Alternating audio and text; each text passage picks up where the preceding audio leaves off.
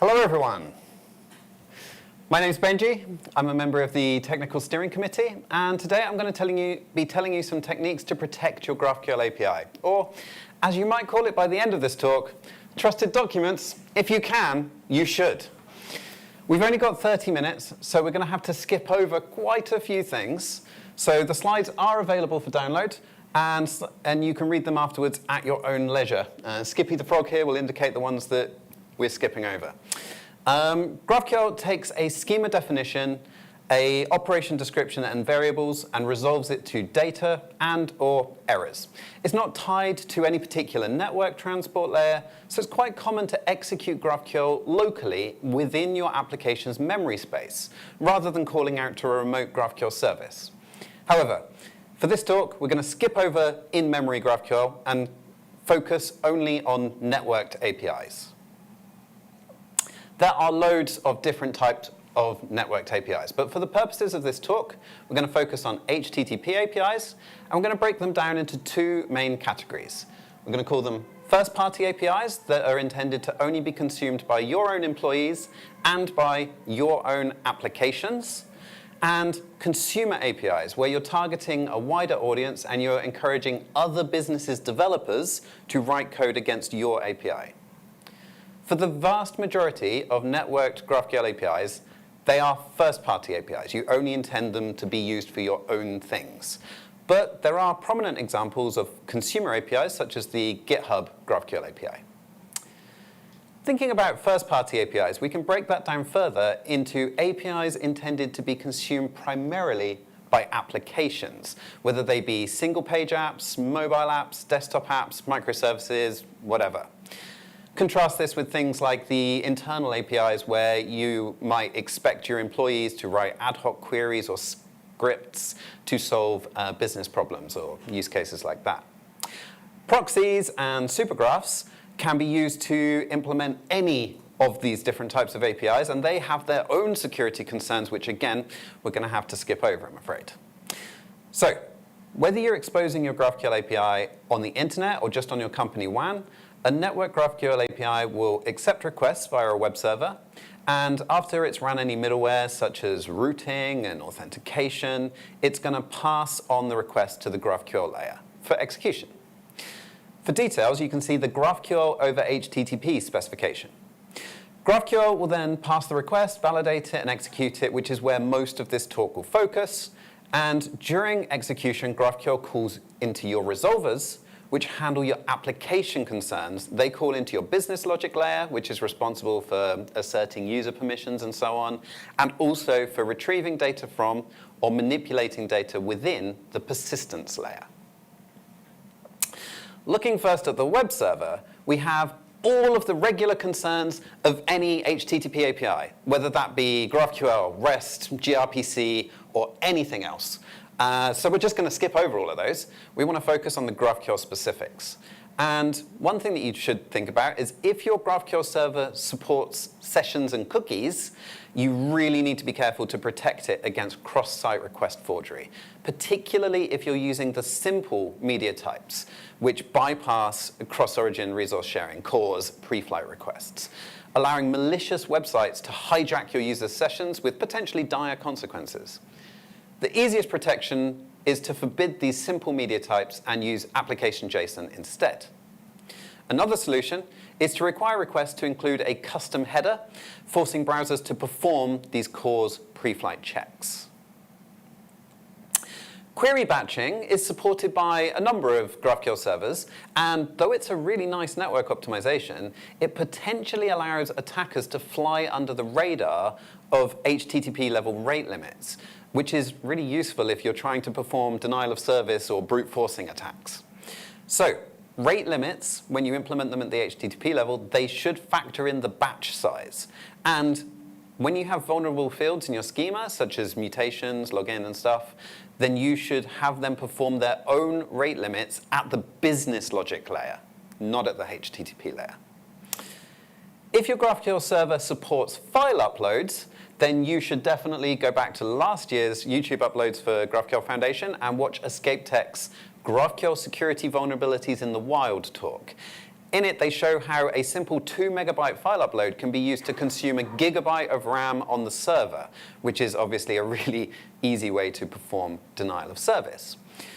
To solve this, either don't use GraphQL for file uploads in the first place, it's not really designed for that, or protect your server via careful schema design, variable usage validation rules, and limits on request batching. You can read that afterwards if you want.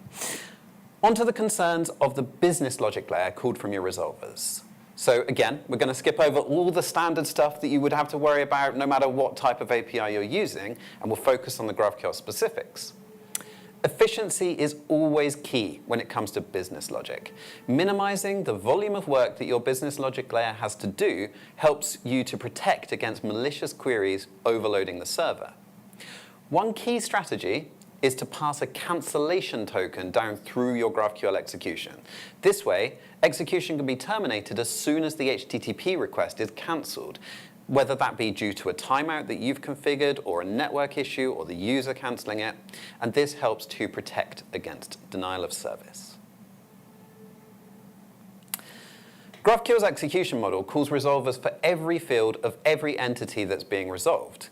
In a naive implementation, this can quickly result in an explosion of requests to your business logic or persistence layers, and we call this the N+1 problem, but when you multiply it by the many layers of a GraphQL query, it can actually be a lot worse than that.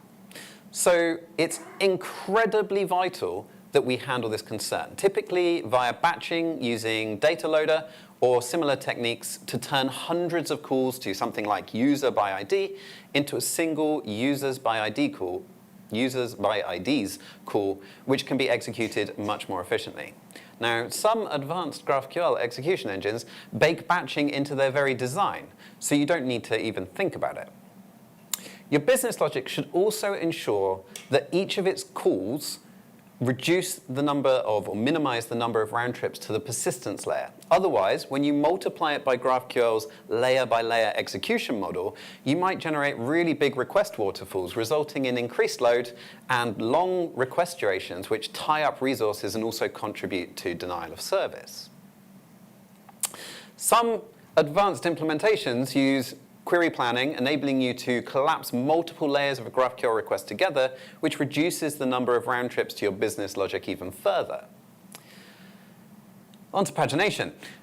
Though limit offset pagination seems simple, and it also allows you to have that jump to page functionality, attackers really love it because they can specify, just give me the first one and offset it by 1,000,000, please. And for most data stores, that means that we have to evaluate all 1,000,000 rows before you then return the one row that the user's actually requested. So if you implement this, be sure to place limits on the size of offset. Instead of limit offset pagination, cursor pagination tends to be more efficient on the server side because it allows the persistence layer to jump straight to the relevant position using something like a database index. It's also better for clients when they're paginating over a collection that's changing concurrently, so it can be a win-win. Okay. All that stuff out, we're now onto the GraphQL layer. Hooray! Though GraphQL's query language acts as a well-defined security boundary between the client and your business logic, the language itself can enable asymmetric attacks. Without much effort, malicious actors can issue requests to the server to perform large amounts of work, and this can be leveraged to perform denial of service attacks. Protecting your servers against malicious queries is therefore one of the key concerns of GraphQL security. And the simplest way to protect against malicious queries is to only allow approved queries via a document allow list. Of course, this technique is only suitable where you can know the required documents ahead of time, which fortunately should be the case for the vast majority of applications, web apps, mobile apps, desktop apps, and so on. First, our applications must ensure that they're using static queries. Dynamic queries, or technically documents, are those that you build at runtime, for example, through string concatenation, whereas a static query is written once and can be reused for different requests by supplying variables to customize the output. Static queries have a lot of advantages over dynamic queries, which we'll have to skip over, but suffice it to say, their usage has become a best practice across GraphQL APIs and clients. So now we've asserted that our application is only using static queries, we want to implement our document allow list. A common technique for doing this is persisted queries, also known as stored operations and persisted documents and so on. This is a technique that Facebook, the inventors of GraphQL, has been using since before GraphQL was publicly released. So, how do they work? When you build the client, the website, the mobile app, whatever, you extract all of the GraphQL documents that it uses. And since you're using static queries anyway, this should be really straightforward. I've even seen people achieve it using regular expressions. I wouldn't necessarily recommend that. Each document will then need to be stored such that the server can retrieve it using a unique identifier. How this identifier is determined is entirely up to you. Common solutions include hashing the query or using an incremental counter. At runtime, when the client sends a GraphQL request to the server, it should send the ID of the document rather than the full document. And this smaller request helps to reduce network usage, which is a nice optimization for both client and server, and is in fact the reason that persisted queries started in Facebook in the first place, to try and fit the entire request into one packet. When the server receives this request, it will look up the document by that hash, and if it can't find that document, or if no ID was provided, then typically it would just reject the request outright, and that's what gives us our allow list. But you can choose, if you want to allow certain requests to bypass this. For example, if you wanted to allow admins to issue arbitrary queries and trusted documents for everyone else. Once you've determined the document, you then just move on to execution as usual. The vast majority of GraphQL clients support persisted queries already, typically via a tiny tweak to their networking layer. Server support is also widespread, and support can be added to any backend by adding a tiny intermediary like GraphQL Protect, which takes the incoming request, looks up the document by the given identifier, and inserts it into the request before passing it onto the GraphQL service. If you can, you should be using persisted queries. They can act as a document allow list, protecting against malicious queries. They optimize the network. They can move validation costs to build time rather than runtime. They only take a little bit of effort to set up. They have a work-in-progress official specification. And if you want, you can even expose every operation via its own dedicated URL, which makes it easier for you to integrate with non-GraphQL tooling, allowing you to leverage things like browser and proxy caching, more thorough request tracing, easier debugging, and so on and so forth. Now, you may have come across the term automatic persisted queries, or APQ, which you might think is an easy way to solve this problem. Alas, though it is a really nice network optimization, it can't be used as a document allow list. And reflecting on this confusion and learnings from last year's GraphQL Conf, there is now a new term, trusted documents. This further constrains the idea of persisted queries as a document allow list by requiring trust. You're only using trusted documents if you trust the developer who wrote the document. You trust that the document has gone through code review, like a pull request or whatever. You trust that the document has been validated via your CI checks, including any custom rules that you want to add. And I recommend that you use GraphQL ESLint and also GQL check to check your documents are reasonable. And you trust that your trusted documents that only the documents that you trust can be retrieved from your trusted documents store.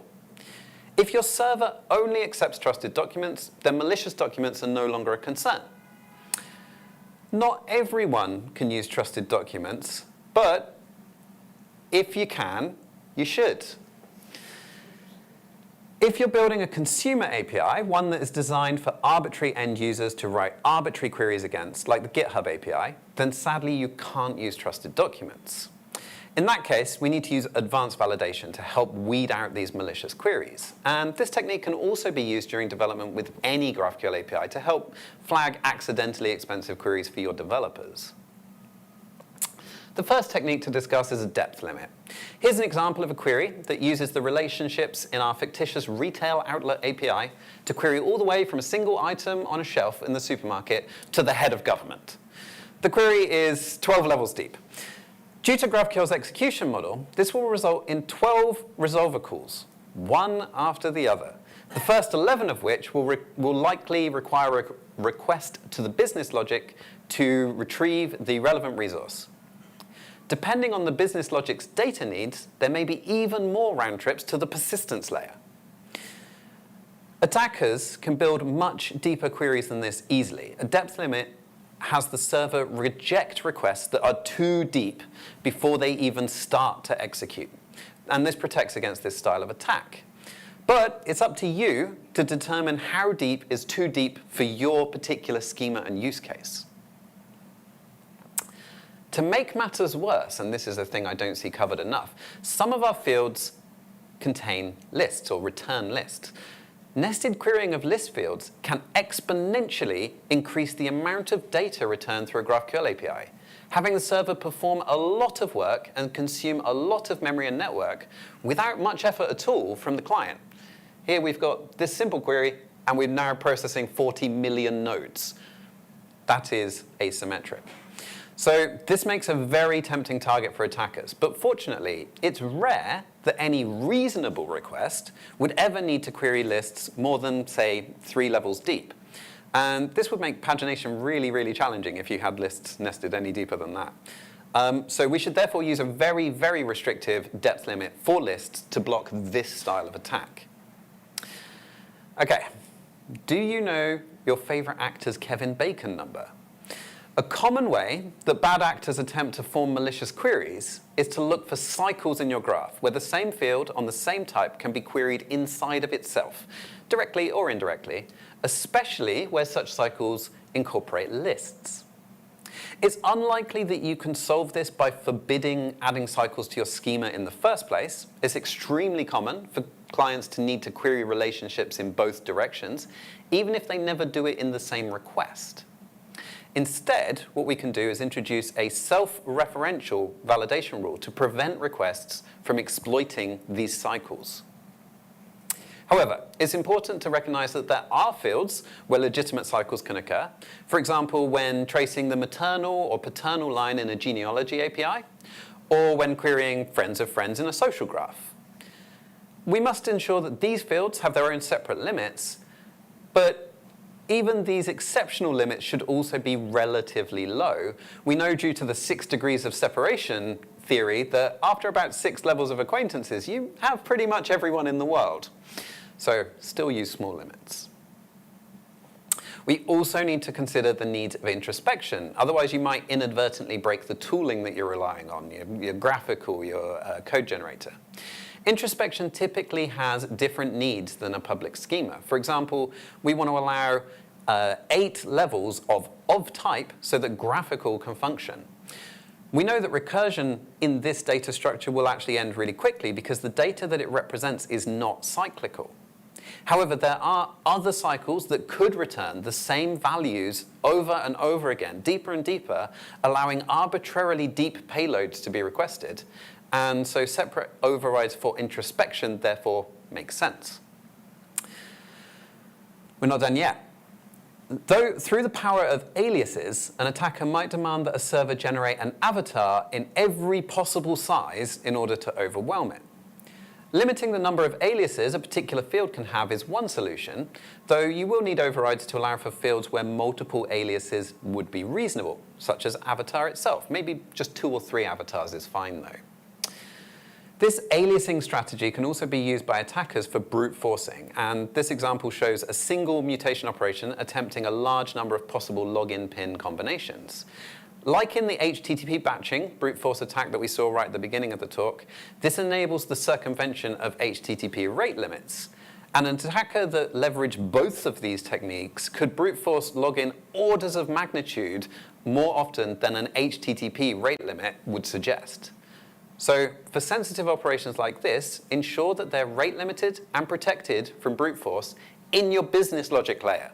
Don't rely on HTTP rate limits. Every new alias for a field causes the resolvers on all descendant selection sets of that field to be called, potentially multiplying up the server's workload. Usage of techniques such as data loader somewhat mitigate this. but it may be best to not allow multiple aliases by default and then liberally add exceptions where it makes sense to do so. Some people choose to disable aliases entirely, but I wouldn't recommend this because GraphQL is a client-focused technology, and clients often want to rename things to make them easier to work with. So, if you can't use trusted documents and there's a risk of malicious or accidentally dangerous queries, then these per-document validations are essential, and you need to run them for every document that your GraphQL API receives to help check that it is safe to execute. And tightening these rules later risks breaking existing clients, so you really need to introduce them early. But if you can use trusted documents, you should. Then these validations become an optional development time guide for your coders. Isn't it ironic, don't you think, that validation itself is a potential attack vector? Even a query like this with 10,000 spoons would force the server to produce 10,000 errors. You should limit the number of errors that validation can produce and then abort validation if this limit is exceeded. You should also place limits on the amount of time that validation is allowed to run to mitigate more advanced attacks. Moving on, here's a common mistake that I see people making. Imagine your schema contains sensitive fields, perhaps admin-only fields, and you don't want attackers to know about them. So, first, let's disable introspection with a validation rule. But an attacker can still guess at a GraphQL query, and the server will point out the mistakes with validation errors. Many implementations even include a helpful "did you mean?" suggestion in the error, and that aids developers, but it also aids attackers. So we should turn that off in production. And there's a tool out there called Clairvoyance, which uses these errors and the suggestions and dictionary attacks to help figure out what a GraphQL schema is that has turned off introspection. So to protect against dictionary attacks, maybe we need to use like unguessable names for our fields. I mean, it would make them ugly, but should be fairly effective. But then we're still vulnerable to brute force attacks. So we want to ensure that validation is rate limited. Maybe we should just prevent validation errors entirely and just say, nope, just not running that, sorry. But what if the attacker discovered the fields exist through another mean? Maybe they decompile our binaries. Maybe they look over our developer's shoulder on the train. Maybe just with a $5 wrench. We need to add authorization, either to the resolver or to the business logic that it calls, to prevent the wrong person from executing it. Okay. Wait, if they can't execute the field anyway, do we actually need to go to all of the previous effort to try and hide it?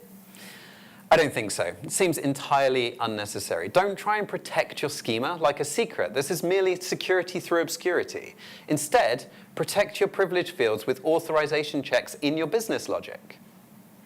One really important takeaway from last year's Escape Tech talk that I mentioned previously was that there are a lot of GraphQL APIs out there that are exposing customers' data due to insufficient or non-existent authorization rules. Test your authorization checks, please. And don't add unnecessary or unsafe fields to your schema in the first place. If your schema contains business secrets, perhaps those fields and types should be in a completely different schema entirely and not in the one that you expose to your users. Quick sidebar on the topic of schema design. Focus on efficiency of execution. Default to using cursor pagination. Don't expose complex filter inputs that could result in inefficient execution. Only expose the filters that you need and optimize them. Enforce pagination limits. Don't add total count to connections unless you need it. I generally see disabling introspection as a red flag, but this is normally because people do it for the wrong reasons, to try and hide parts of the schema, to prevent attackers from querying privileged fields. By using trusted documents, attackers can only issue the queries that you've allowed anyway, so this is less of a concern. If you can, you should. There is one solid case for disabling introspection, and that is to protect against attacks that specifically target introspection. If you're using trusted documents or the validation rules mentioned before, if using trusted documents or the validation rules that we mentioned before don't cut it for you, then disabling introspection via a validation rule and then publishing an SDL description of your schema is a reasonable compromise. The validation checks that we've seen so far apply to documents. But bad actors can still supply malicious variable values, even to our precious trusted documents. I was meant to have a gasp sign, but I left it over there. Never mind. To protect against this, these new rules check each request holistically. First up, pagination limits. Do you really want to allow users to request 1 billion records in a single request? Probably not. Your resolvers should enforce that users have specified reasonable pagination limits. With per-request validation, we can perform these checks before any of the resolvers are even called, standardizing these pagination limits across our schema and avoiding unnecessary execution costs. Sufficiently disciplined trusted documents users could hard-code pagination limits into every query and skip the need for this check. However, unless you have the tooling in place to enforce this at development time, I'd still recommend runtime validation of pagination limits. Trusted documents prevent attackers from sending our servers expensive queries. But if you can't use them, then you should look into query complexity analysis. IBM have written a well-researched spec that you can follow. You can even factor query costs into your rate limits so that users could either issue only a few larger queries or lots and lots of small queries. Now, we discussed previously validation errors. Runtime errors have their own concerns. GraphQL is designed to support partial success. Even in the face of errors, we want to render what we can for the user. But unexpected errors can often contain privileged information, useful for both developers and for attackers. Error masking prevents end users seeing implementation details, error codes, stack traces. These details would only be available in server logs. You should mask all of your errors by default and only let through known safe errors unmasked. So mask everything by default, known safe ones send through. So now we know if you're building an application-focused API, then you should be using trusted documents. But how can you ensure that your trusted documents are trustworthy? We need to be careful how we write them. And ideally, we should assert through CI or other automated processes that our documents are adhering to best practices. Here's a few things to consider. Firstly, and this applies to all GraphQL usage, whether or not you're using trusted documents, don't just query everything in your schema at every level. You should only request the things that you need in each operation. As a general rule of thumb, if you request something and you don't render it soon afterwards or use it in some other way, you probably shouldn't have requested it in the first place. Instead, request it in a follow-up query when it's actually needed. Don't allow unbounded pagination. Always specify a limit on every limitable list field that your document references. Variables can also be a vulnerability. Though the documents themselves are set in stone, the values fed into variables in a request are very much under the attacker's control. As such, you need to be careful the positions in which you use variables. For example, if you're paginating a collection and you make the first argument a variable, what's to stop the user saying 10 billion, please? Either hard code the limit or enforce pagination limits as we previously discussed. Big filter objects are a major vulnerability if exposed through a variable. An attacker could build an arbitrarily complex filter contributing to denial of service. If you use these filter objects, which generally you shouldn't, it's best to hard code as much of these as you can into the document itself and then only expose variables for the very leaf fields of them. Validate all of your documents against the rules that we've discussed at build time. With tools like GQL check, you can even allow per operation coordinate overrides if you need them. So it's best to be strict by default whilst allowing yourself to legacy in all of your existing queries and add exceptions to as necessary for your newer queries. Okay, that was certainly a lot of stuff covered and a lot of things left for you to read up when you get a chance. The QR code here is a link to these slides, and I've also included links to some useful resources that you can consult to ensure that you're doing GraphQL in the most secure ways that you can.